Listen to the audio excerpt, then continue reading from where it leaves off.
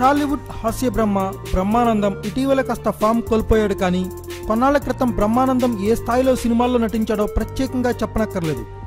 బ్రహ్మానందంను అవకాశాలు ఇప్పించాల్సిందిగా వందల మంది కోరేవారు. అలాంటి వారిలో ఒకరే హేమ. హాట్ ఆంటీ హేమ చాలా కాలం పాటు బ్రహ్మానందంకు జోడీగా నటించింది.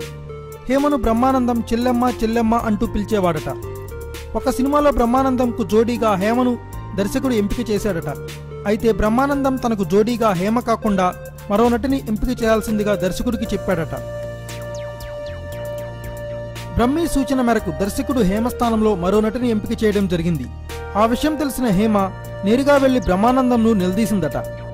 ఇప్పటి వరకు మనం ఎన్నో సినిమాల్లో చేశాం, ఇప్పుడెందుకు నన్ను పక్కన పెట్టారు అంటూ ప్రశ్నించిందట. అందుకు బ్రహ్మానందం సమాధానంగా, భూమికి 3 జానలు ఉన్న వ్యక్తితో నువ్వే నటిస్తావు, నీకేం అవసరం అంటూ విడ్డూరంగా అన్నాడట. ఆ మాటలే హేమ ఒకానొక సమయంలో ఒక స్నేహితుడితో అన్నదట. ఆ మాటలు బ్రహ్మానందం నోట విన్న హేమ చెల్లెమ్మ అంటూనే అవకాశాలు రాకుండా చేస్తున్నారు కదా అంటూ వాపోయిందట. Thanks for watching. Please subscribe our channel.